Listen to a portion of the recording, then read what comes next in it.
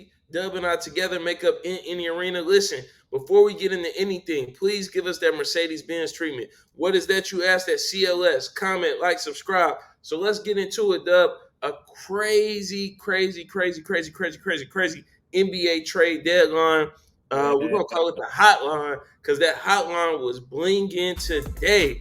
You know what I'm saying? A little Drake on, bro.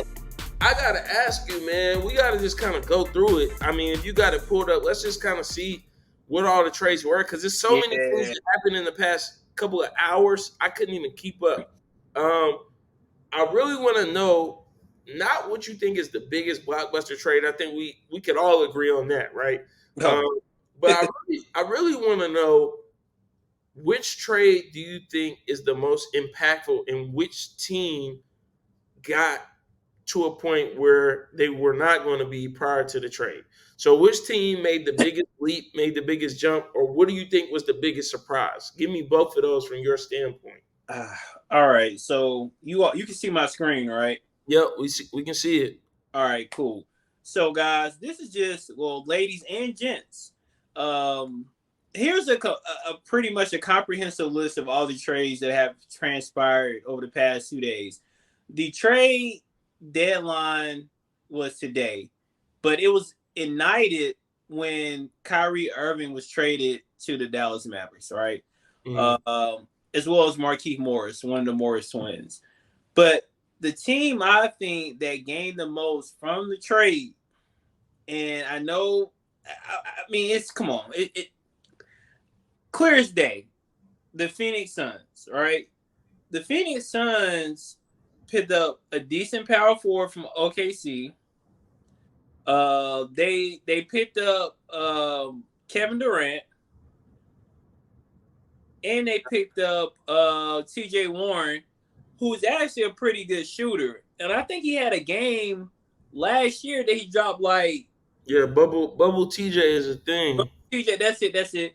He was doing great in the bubble. So yeah, I definitely think that Phoenix was the winner of the trades. But also too, Brooklyn really picked up some good pickups as well. They got Michael Bridges or Markelle Bridges, Cameron Johnson, Jay Crowder, and then they picked up a whole bunch of first round picks like 2023, 2025. Jay Crowder is with the Bucks. That's right. That's right. That's right. He got moved twice. So for me, that's the second best thing that happened. Jay Crowder is a dog. And I think a lot of people are sleeping on what the Milwaukee Bucks are capable of doing in the postseason. Everybody has to have a dog like that to win a title. And if you remember, PJ Tucker was that guy on the Milwaukee Bucks. Yeah, when they won their title a couple years back. So that was the missing piece that the Bucks needed.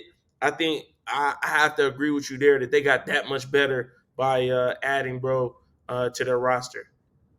Yep. So that's it for me, man. That KD trade, bro, I was just perplexed. And I had shot you a text message as soon as I saw that joint. I said, damn. It's just it's Gary Hours over there, bro.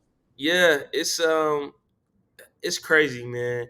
It's crazy. But if you were to scroll up just a little, so I can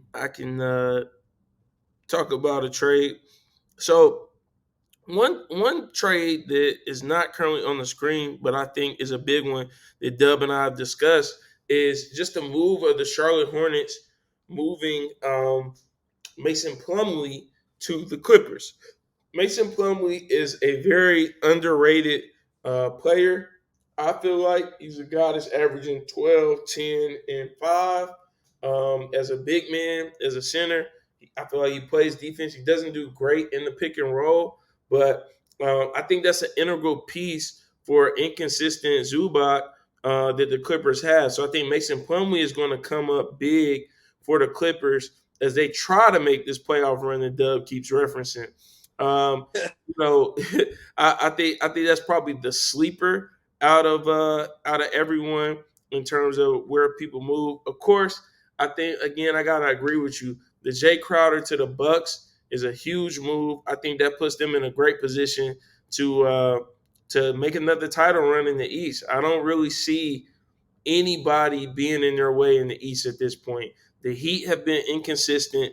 Um, they've dealt with some injuries, but they've been inconsistent across the board. The 76ers look good in the regular season always, but what are they going to do when it comes playoff time? And now you don't have to worry about the Nets. You don't have to worry about KD getting healthy and him and Kyrie playing together and the possibilities. All we've been talking about with the Nets are possibilities, right?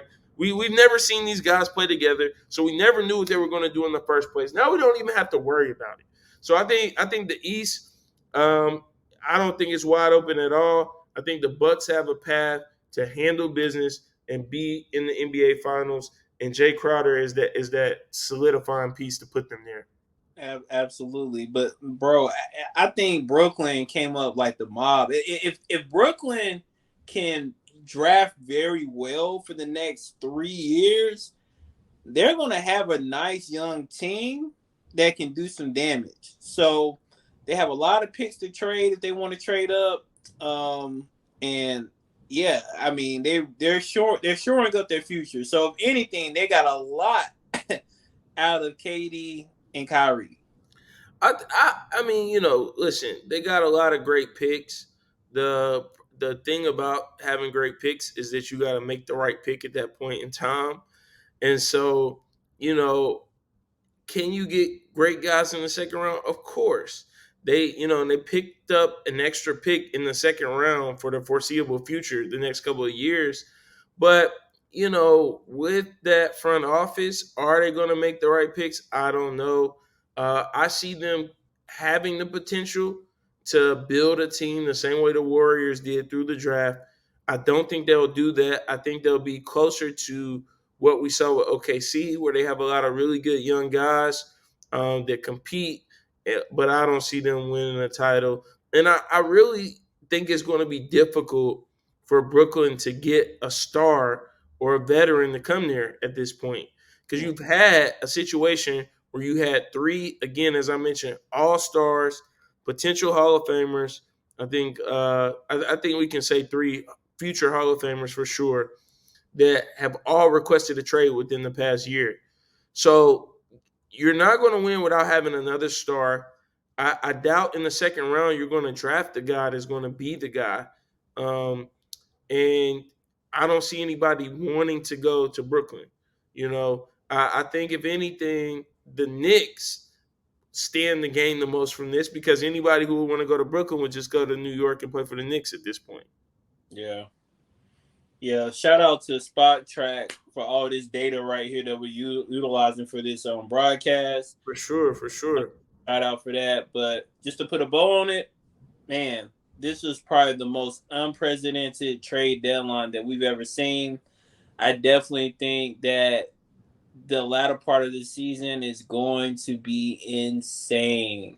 Gonna be crazy. Phoenix Suns champions. That's your pick?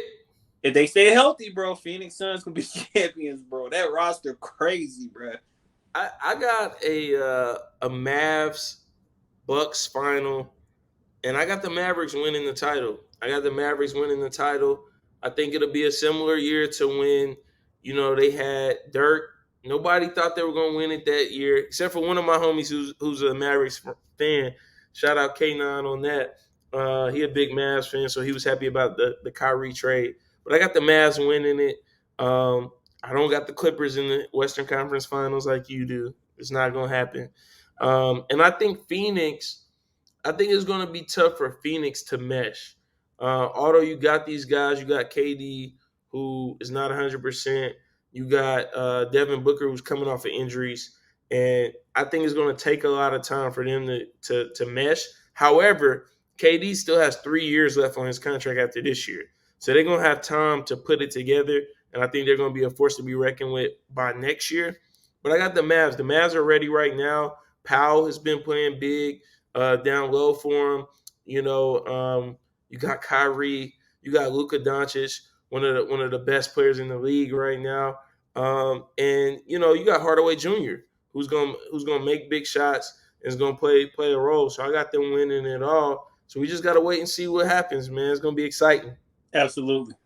Yeah, but we'll go ahead and put a bow on it. Listen, we appreciate y'all. As always, I got to say it again. We need that Mercedes-Benz. What is that you asked? That CLS treatment. Comment, like, subscribe, and Dub, and I'll be back with more from me in the arena.